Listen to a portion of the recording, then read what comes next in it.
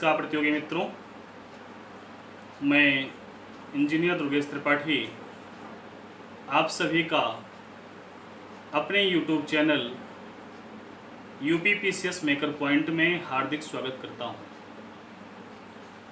प्रिय मित्रों, वर्तमान में जो परीक्षा का दौर चल रहा है, यह आपके व्यक्तित्व का, आपके सोच विचार का पूरा परीक्षण करना चाहता है। और जब भी हम किसी प्रश्न का उत्तर देते हैं, किसी प्रश्न का उत्तर सोचते हैं, तो हम अपना भी एक व्यू उसमें देने का प्रयास करते हैं।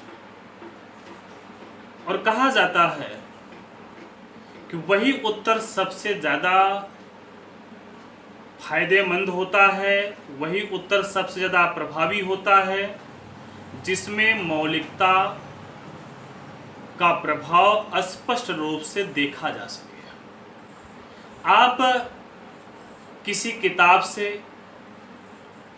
किसी नोट्स से रटी रटाई भाषा में उत्तर लिखते हैं तो उस पर आपको अधिक अच्छे अंक प्राप्त नहीं होते हैं।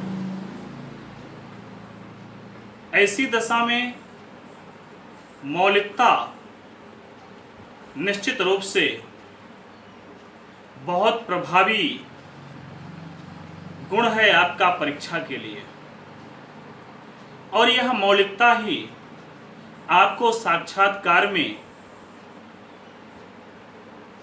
अपना बेहतर प्रदर्शन करने के लिए एक सकारात्मक ऊर्जा और व्यक्तित्व प्रदान करता है। चूंकि मौलिकता में बहुत कुछ अस्पष्टता परिलक्षित हो जाता है। कहा भी जाता है, या हम आप हों, कोई भी हो, हम आप जब बनावटी इंसान से मिलने में हिचकते हैं या उसके बारे में बात करते हैं तो कहते हैं कि ये बनावटी इंसान है। जिस ढंग से बनावटी इंसान पसंद नहीं होते, उसी ढंग से बनावटी उत्तर भी, रटा रटाया उत्तर भी, रटा रटाया डायलॉग भी अच्छा नहीं माना जाता।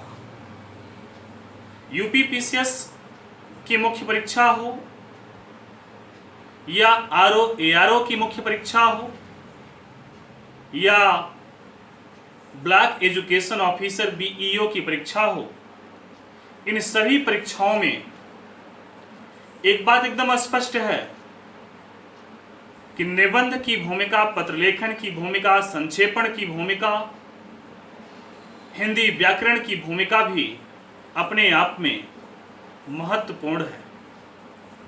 और हम ये सोचते हैं कि हम हिंदी के आलेख के रूप में, हिंदी के नकल के रूप में निबंध में जो कुछ भी लिख दें सब सही है, तो शायद ऐसा नहीं है। हमारी एक भूमिका, एक प्रस्तावना, हमारा एक उपसंहार, हमारा कारण और प्रभाव, हमारी फ्रेमिंग, हमारे आंकड़े, हमारे ग्राफ्स बहुत कुछ निबंध के बारे में स्पष्ट कर देते हैं। और हम केवल लिखते जाएं, 8 पेज, 10 पेज, 12 पेज, उस पर संभवतः निबंध में अच्छे अंक कभी भी प्राप्त नहीं हुए हैं और ना ही होंगे। और बहुत बार ऐसा देखा जाता है कि मुख्य चयन में अंततः जो चयन होता है, जब उसका मार्कशीट मिलता है तो हमें देखने को मिलता है कि मेरे अधिकांश प्रतियोगी केवल इसलिए उस अंतिम चयन में बाहर हो जाते हैं कि उनको व्याकरण में, उन्हें हिंदी निबंध में, उन्हें पत्र लेखन में, उन्हें संक्षेपण में, भावार्थ लेखन में अच्छे अंक नहीं प्राप्त हुए। अब हमें उस रणनीति को बदलना होगा। हमें सामान्य अध्ययन के PCS मुख्य परीक्षा के चारों पेपर पर ध्यान देते हुए हिंदी निबंध, पत्र लेखन, संक्षेपण, भावार्थ लेखन पर भी ध्यान देना होगा। चूंकि ये एक ऐसा पॉइंट है जहां से हम अन्य की अपेक्षा लीड ले सकते हैं। और यहां एक बात ध्यान देने योग्य है कि जब से यूपी पीसीएस प्री परीक्षा का ट्रेंड बदला है, यूपी पीसीएस मुख्य परीक्षा में जीएस के 4 प्रश्न पत्र हुए हैं, तो यूपीएससी का तैयारी करने वाला स्टूडेंट जो दिल्ली मुखर्जी नगर बेस्ड का है, वह जीएस में बहुत अच्छा प्रदर्शन करता है, करने का प्रयास करता है। वहीं पर हमारे ग्रामीण क्षेत्र के प्रतियोगी कहीं न कहीं उनसे पिछड़ जाते हैं। तो आप जीएस के पेपर में भी मेहनत करें, वहां भी उनको टक्कर देने का प्रयास करें, लेकिन इसके साथ साथ आप ये देखें को कौन सा सेक्टर है, वह कौन सा क्षेत्र है जहां से हम अच्छा अंक ले करके लीड कर सकते हैं, इनसे बढ़त ले सकते हैं, उस पर हमारा ध्यान होना चाहिए। हम ये गलती प्रायः कई एग्जामों में करते हैं, कई परीक्षाओं में हमने गलतियां किया। हमें लगता है कि हम आसानी से निबंध लिख सकते हैं। हम कोई भी पत्र प्रारूप पा गए किसी भी फुटपाथी किताब में, हम उस फुटपाथ पे बिकने वाले किताब का, फुटपाथी किताब कहने का सेंस ऐसी किताब जिसका कोई प्रमाणिक व्यवस्था नहीं है, कोई प्रमाणिक प्रारूप नहीं है, मार्केट में देखा, पत्र लेखन के नाम पे खरीद लिया और उसी से लिख दिया, उससे आपको अच्छे अंक नहीं मिल पाते हैं। कहाँ पूर्ण विराम का प्रयोग होना है, कहाँ कॉमा का प्रयोग होना है, इन सब का पूर्णतः ध्यान हमें रखना हो। कहाँ से पैराग्राफ चेंज करना है, कहाँ प्रेषक का नाम होना है, कहाँ विषय होना है, कहाँ दिनांक होना है, कहाँ से किसकी स्टार्टिंग होनी है, कैसे प्रारूप लिखा जाता है, कैसे उदाहरण प्रस्तुत किया जाता है। उदाहरण लिखने को आता है तो हम ऐसे उदाहरण प्रस्तुत कर देते हैं जो सामान्य होता है, या रटा रटाया पत्र लेखन प्रस्तुत करने का प्रयास करते हैं। आज भी हम दिखा देते हैं कि हाई कोर्ट के सामने की जमीन खाली है, कैसे उसका उपयोग किया जाएगा, पत्र लेखन में दिखा देते हैं।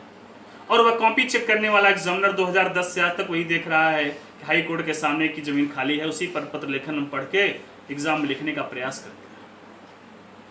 निश्चित रूप से यह परीक्षा में यदि आपका चयन 2 नंबर से, 4 नंबर से, 5 नंबर से, 10 नंबर से रुकता है, तो कहीं न कहीं पत्र लेखन की भूमिका भी आपकी परीक्षा में महत्वपूर्ण है।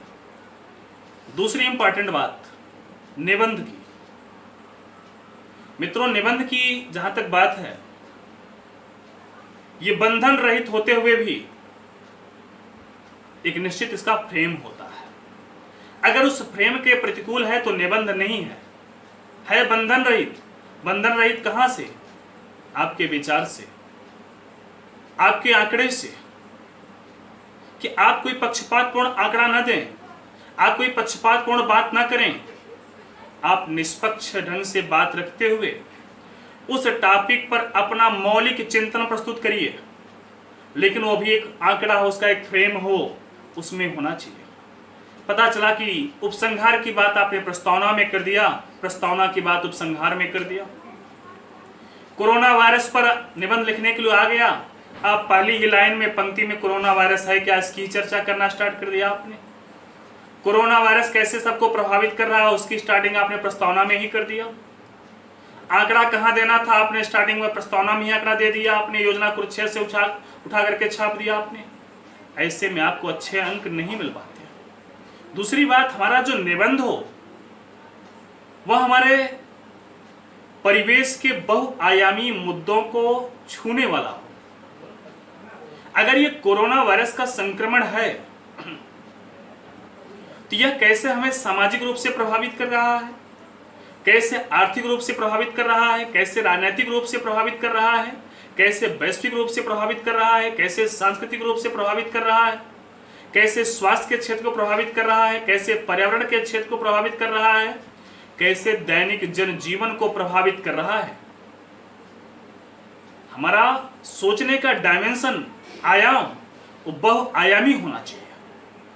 अगर हम बहुआयामी ढंग से उसके कारण, उसके प्रभाव पर चर्चा करेंगे, आंकड़े प्रस्तुत करेंगे, ग्राफ्स का प्रयोग करेंगे, तो निश्चित रूप से हमें अच्छे अंक मिलेंगे। लेकिन इसका प्रयोग कहाँ किया जाता है, कैसे किया जाता है, कितने ग्राफ्स का प्रयोग करना है, कितने चित्र का प्रयोग करना है, पता चला कि आपने 2 पेज चित्र से ही भर दिया, 2 पेज डायग्राम ही लगा दिया, आपने आंकड़े ही लगा दिया पूरे सांख्यिकी के, पाई चार्ट आपने छाप दिया, दंड चित्र बना दिया। ऐसे में आपके अंक प्रभावित हो सकते हैं। इसलिए इन सब मुद्दों पर आपको ध्यान देने की जरूरत है। प्रिय मित्रों, आप लोगों की बड़ी इच्छा थी और आप लोगों की मांग थी। जब से मैं विगत 4 वर्षों से 2016 से समाज कार्य का अध्यापन करता रहा, तो सामाजिक मुद्दों पर मेरे व्याख्यान को सुन करके आप लोगों की एक जिज्ञासा थी, एक इच्छा थी कि सर कुछ निबंध पर भी आप अपना व्यू दीजिए, अपना लेक्चर दीजिए। उसी पर मैंने विचार किया और मैंने प्रयास किया कि ये लॉकडाउन का समय चल रहा है, संक्रमण काल है, हम सामाजिक रूप से, आर्थिक रूप से, राजनीतिक रूप से, स्वास्थ्य के क्षेत्र में भी तमाम समस्याओं का सामना कर रहे हैं। हमारे सभी आर्थिक स्रोत एक तरह से क्लोज हो चुके हैं। हमारे विद्यार्थियों के सामने, हमारे प्रतियोगियों के सामने तमाम समस्याएं हैं। ऐसी दशा में मैंने आपकी मांग को, आपकी इच्छा को मैंने स्वीकार किया और मैंने प्रयास किया कि कैसे आपको हम अपना लाभ आसानी से पहुंचा सकें, कैसे आपको निबंध का लाभ हम दे सकें, कैसे हम आपको पत्र लेखन के बारे में बता सकें। इसके लिए मित्रों मैंने एक प्रोग्राम 45 से 60 दिवसीय प्रारंभ किया है। ये समय इसलिए लिया कि जिससे आपको जो भी मैटर मिले वह ठोस हो, महत्वपूर्ण हो, उसमें कहीं पर कोई कमी न मिले। पहली बात, क्लास मुझे 15 दिन में, 20 दिन में भगा के पूरा नहीं करना है, और न ये भगाने वाले लोग मेरे यहाँ प्रयास करें एडमिशन का, मैं उनका नामांकन नहीं लूँगा। मुझे ऐसे लोगों की जरूरत नहीं है जो स्वतः विद्वान हैं। मैं उनकी विद्वता को नमन करता हूँ, उनकी विद्वता, उनको शुभकामनाएं, उनको बधाई। लेकिन जो मेरे साथ जुड़े, 45 से 60 दिन मेरे साथ वर्क करें इस क्षेत्र में। और मेरा प्रयास है कि आपकी निबंध को, एक एक बारीकी को, आपको पत्रलेखन की एक एक बारीकी को उदाहरण के माध्यम से मैं स्पष्ट करूं, बताऊं, और आप भी उसे लिख करके मुझे प्रेषित करें, मैं उसे चेक करूं। मेरे लिए महत्वपूर्ण संख्या नहीं है, मेरे लिए महत्वपूर्ण है कि यदि मेरे पढ़ाए हुए विद्यार्थी या जो भी प्रतियोगी हैं उन्हें अच्छे अंक प्राप्त होते हैं पीसीएस मुख्य परीक्षा में, आरओ एआरओ मुख्य परीक्षा में, या बीईओ के परीक्षा में, या किसी भी मुख्य परीक्षा में जिसमें निबंध आता हो, पत्र लेखन आता हो, मेरे छात्र अच्छे अंक प्राप्त करें। इसकी पूरी रणनीति मैंने बनाई है और आपको मैं बताना चाहूंगा, क्योंकि निबंध से मेरा लगाव हाई स्कूल से ही था और विभिन्न मंडल स्तर पर प्रतियोगिता भी मुझे जीतने का सौभाग्य प्राप्त हुआ। मैं चाहता हूं कि जो भी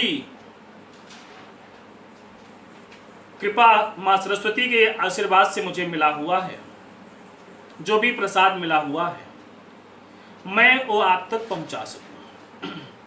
प्रिय मित्रों, ये 2 पुस्तक, एक सांख्यिकी जिसके बारे में आप स्वतः अवगत हैं, मुझे बताने की जरूरत नहीं है।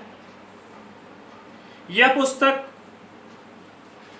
उत्तर प्रदेश सहित 6 राज्यों में आप सहित महामहिम राज्यपाल, पूर्व महामहिम उत्तर प्रदेश श्री राम नाईक जी द्वारा प्रशंसित है और उन्होंने ही इसका विमोचन किया था।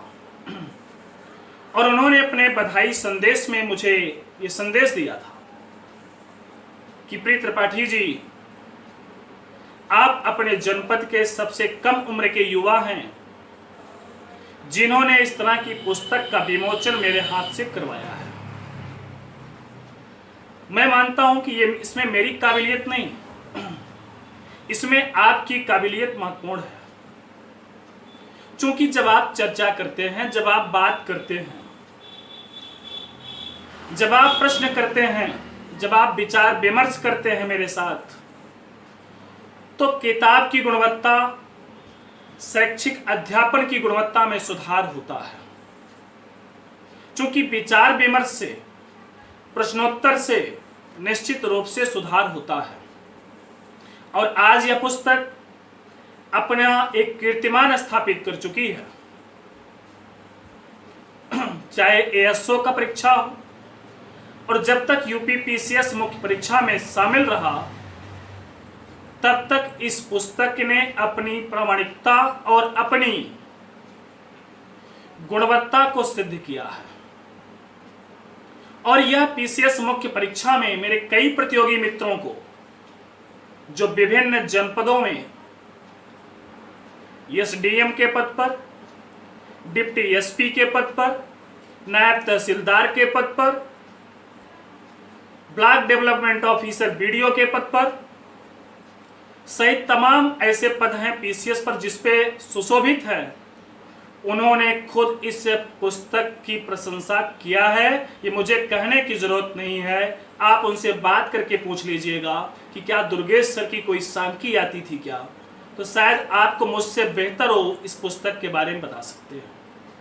इस पुस्तक को लिखने में मैंने मेहनत किया, लेकिन उस मेहनत को आपने सिद्ध किया, और मैं सबसे बड़ा योगदान आपको देता हूं कि आपका विश्वास, आपका समर्थन, आपका श्रेय इस पुस्तक को 6 राज्यों में प्रभावी करने के लिए, प्रशंसित होने के लिए आप ही बधाई के पात्र हैं। आपको धन्यवाद देता हूं।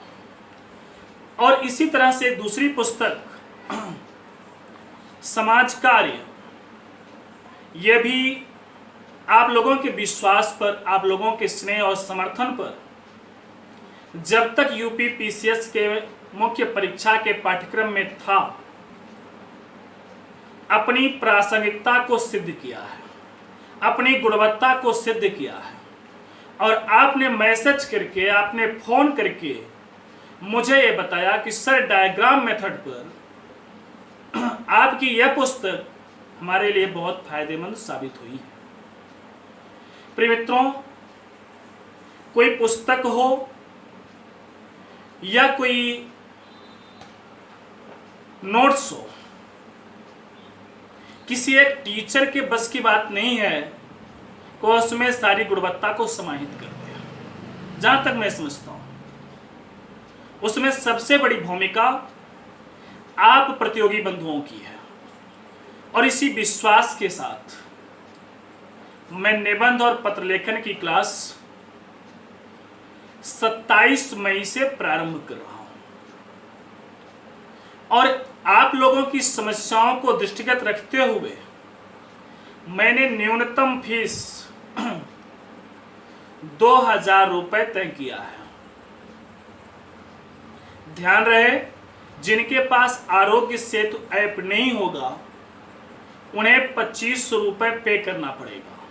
मतलब यदि आप 2000 रुपए में नामांकन करवाना चाह रहे हो, तो आपको आरोग्य सेतु ऐप अपने मोबाइल में निश्चित रूप से डाउनलोड करना होगा और उसका स्क्रीनशॉट मुझे भेजना होगा नामांकन के समय। जिन भी मित्रों को इस निबंध और पत्र लेखन की क्लास में नामांकन प्राप्त करना है, वो मुझे मेरे व्हाट्सएप नंबर 9450 75 15 97 पर व्हाट्सएप कर लें। उन्हें नामांकन प्रक्रिया के बारे में पूरी जानकारी प्रदान कर दी जाएगी। मित्रों, यह समय महत्वपूर्ण है, क्योंकि यूपीपीसीएस प्री होने के बाद या आरओ 2016 का प्री होने के बाद या बीईओ की प्री होने के बाद आपको ज्यादा समय नहीं मिलने वाला है।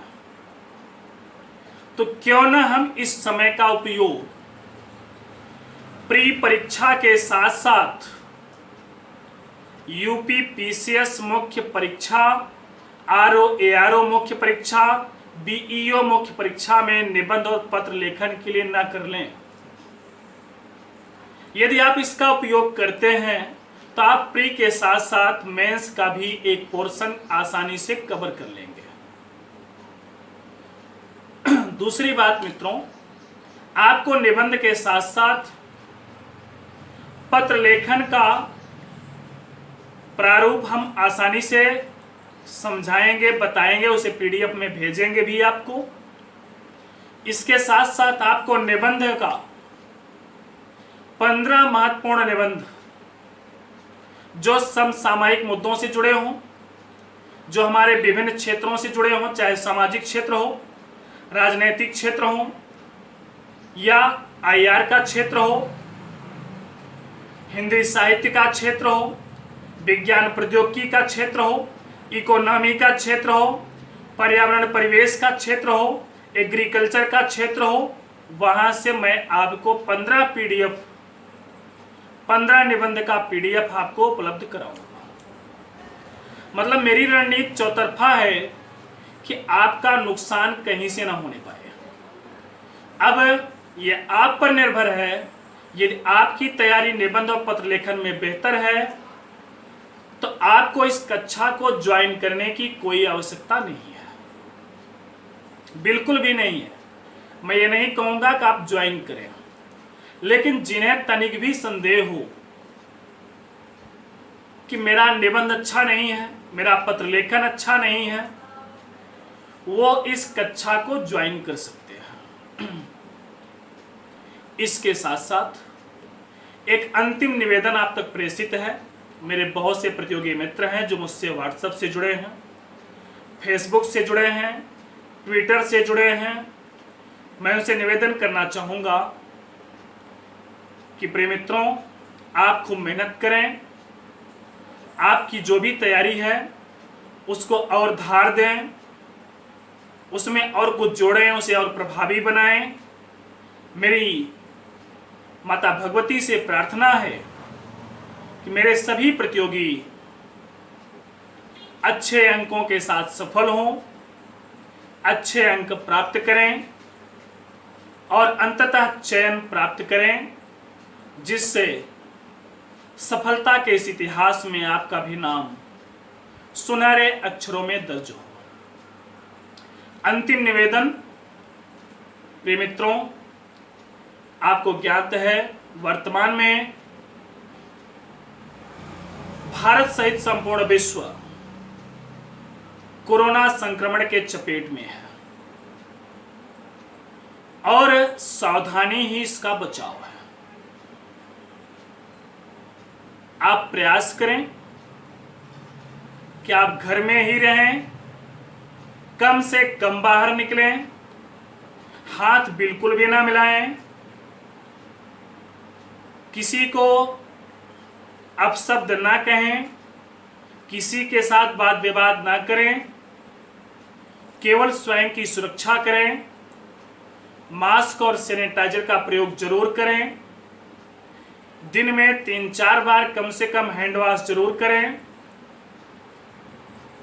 सात्विक बने, शाकाहारी बने, रोग प्रतिरोधक क्षमता को मेंटेन करें, आरोग्य सेतु ऐप जरूर डाउनलोड करें, आयुष मंत्रालय के दिशा निर्देश का पालन करें, योग और व्यायाम करें, घर में वृद्धों का सम्मान करें, माता पिता का सम्मान करें और एक अच्छा परिवेश